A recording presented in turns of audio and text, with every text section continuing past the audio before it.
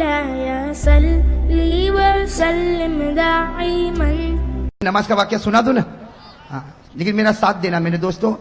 اللہ تبارک و تعالیٰ نے ایک نبی جو سب سے پہلے نبی حضرت آدم, اللہ تبارک و تعالیٰ نے ایک نبی جو سب سے پہلے نبی حضرت آدم کو پیدا کیا نا. میں جلدی جلدی بتا دوں. حضرت آدم علیہ السلام پیدا ہوئے, اللہ تبارک و تعالیٰ نے کہاں بھیجا؟ جلدی کہو کہاں بھیجا, زور سے کہو کہاں بھیجا؟ جنت میں. چلو جنت میں حضرت آدم بھی ہے, جنت میں حضرت حوا بھی, اور اللہ تبارک و تعالیٰ نے کہا کھاؤ کھاؤ پیو, جنت ہے گھومو کھاؤ پیو, لیکن ایک درخت کے قریب مت ہونا. بھائی اللہ نے کہا نا ایک درخت کے قریب, وَلَا تَقْرَبَا هَٰذِهِ الشَّجَرَةَ فَتَكُونَا مِنَ الظَّالِمِينَ.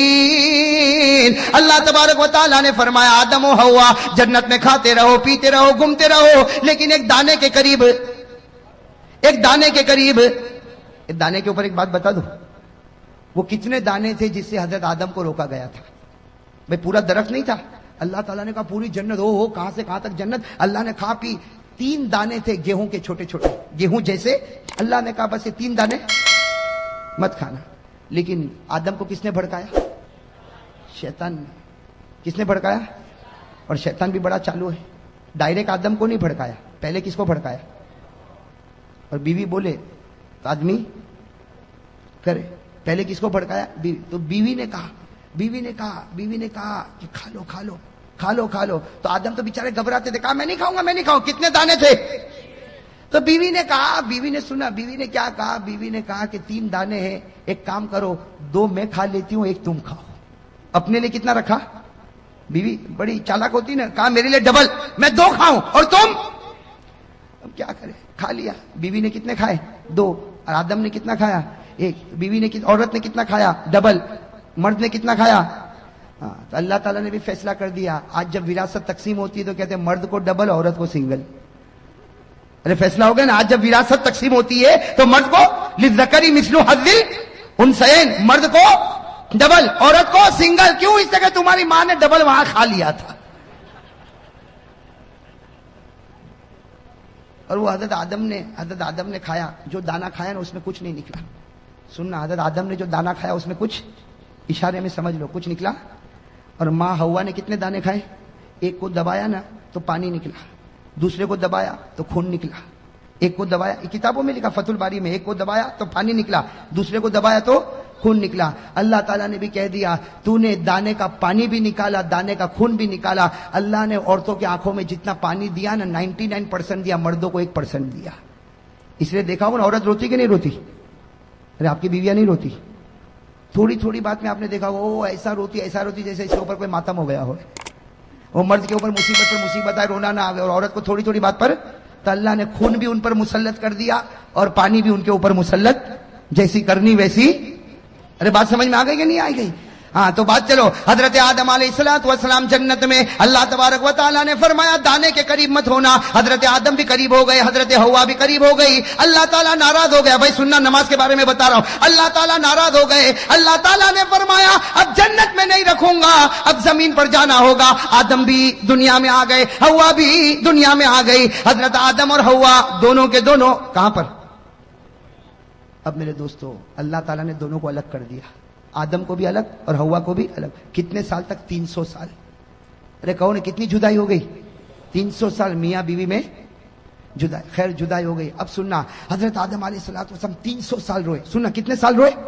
ساتھ میں کہو کتنے سال روئے؟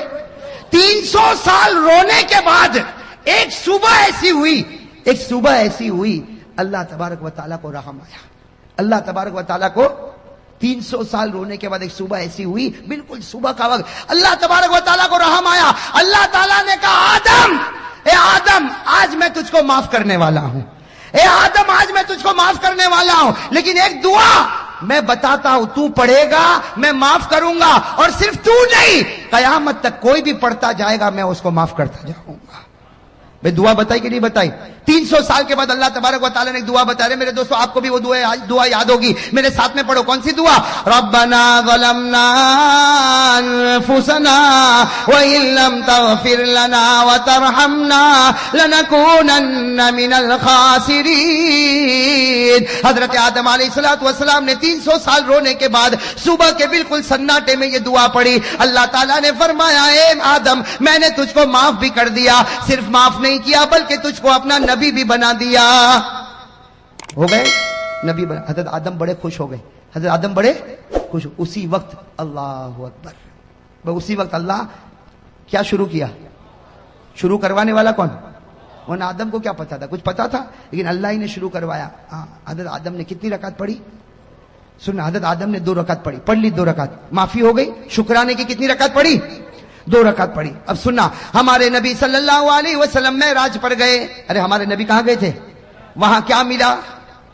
नमाजें। अरे कितनी नमाजें मिली? पहले 50, कम कराते गए, कम कराते गए, 45, 40, 35, 30, 25, 20, 15, 10, कितनी कम करा दी भाई? 5 करा दी ना, 5 करा दी। लेकिन अल्लाह तबारक व तआला ने क्या फरमाया? अल्लाह ताला ने फरमाया, मेरे महबूब तेरी उम्मत को फजर की नमाज दे दे।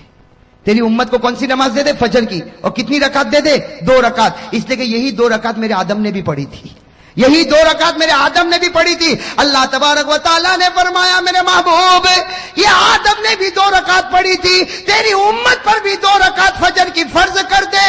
तेरी उम्मत का कोई भी आदमी फजर की 2 रकात पढ़ता जाएगा, मैं वो सवाब अता करूंगा जो आदम को 300 साल रोने के बाद अता किया था। आदम को जो सवाब और रहमत 300 साल के बाद नसीब हुई, तेरी उम्मत का कोई भी फर्द बशर फजर की 2 रकात पढ़ेगा, वो सवाब अता करूंगा जो मैंने आदम को अता किया था। अरे मेरे जौहापुरा के भाइयों, फजर पढ़ता जा और आदम जैसा सवाब हासिल करता जा। करोगे इंशाअल्लाह? फजर पढ़ने में ज्यादा से ज्यादा 10 मिनट, 10 मिनट में 300 साल रोने का सवाब मिले, इससे बढ़कर कहां खजाना मिलेगा? अरे मिलेगा इससे बढ़कर खजाना?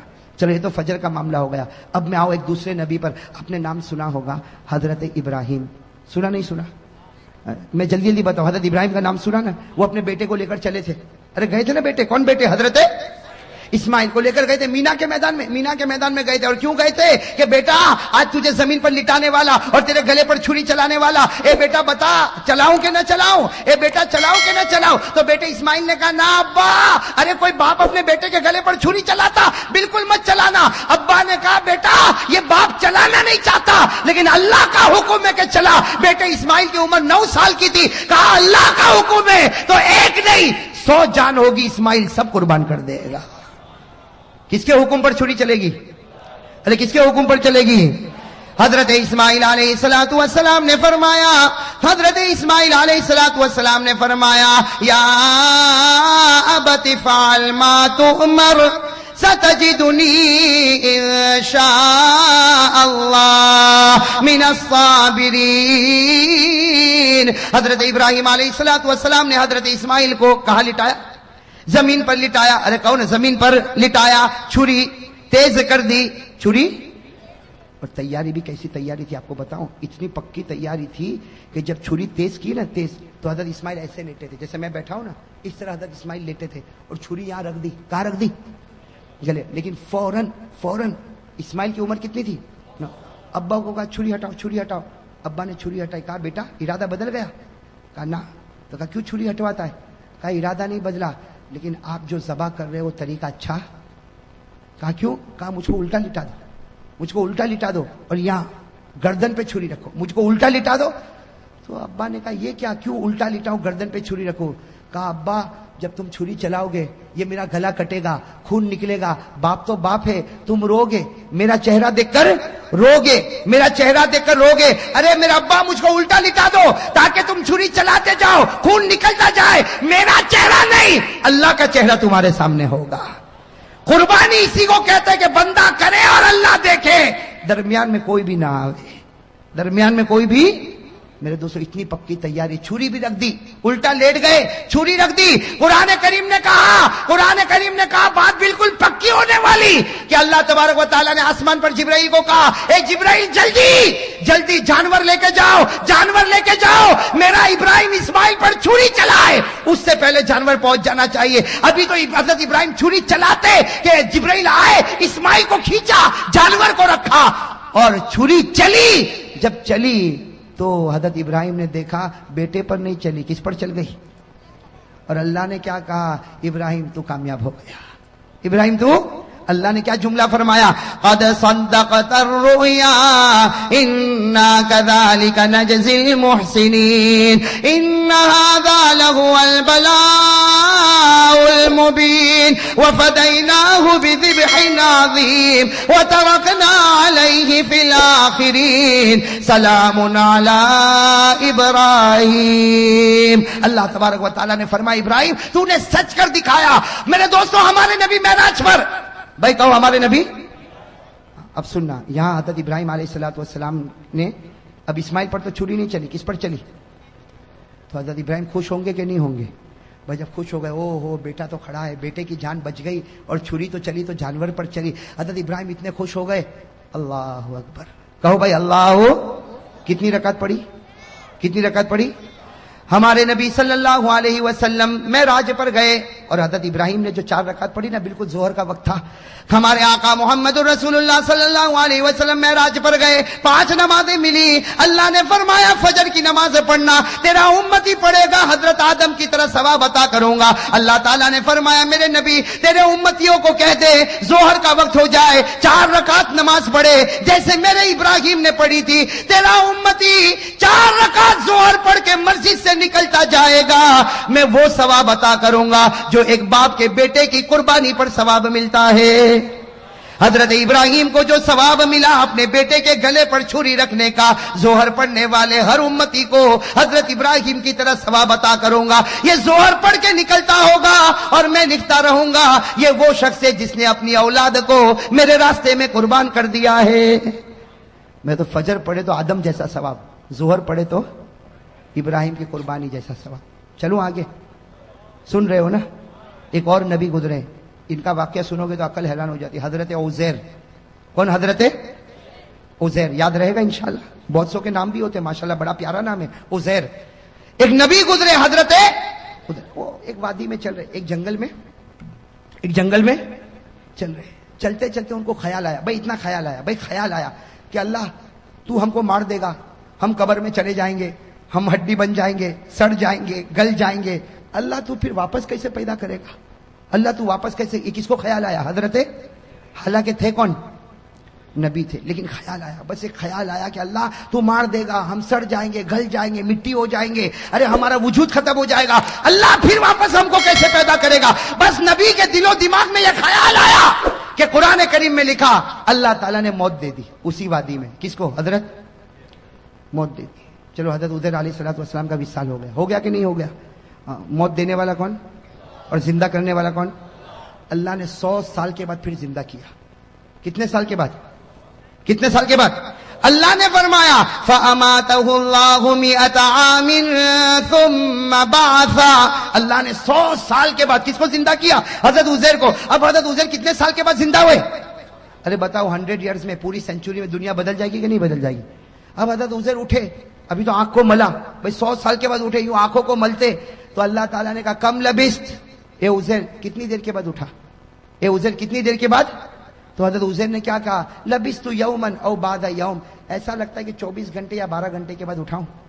بھائی حضرت عزیر نے کیا کہا؟ ایسا لگتا ہے کہ ابھی تو سویا تھا لیکن تھوڑا لمبا سو گیا, 24 گھنٹے سو گیا کہ 12 گھنٹے سویا کہ اس سے کم سویا. اللہ تبارک و تعالیٰ نے کہا نہ 24 نہ 12 نہ اس سے کم, 100 سال کے بعد تو اٹھا ہے. کتنے سال کے بعد اٹھا ہے؟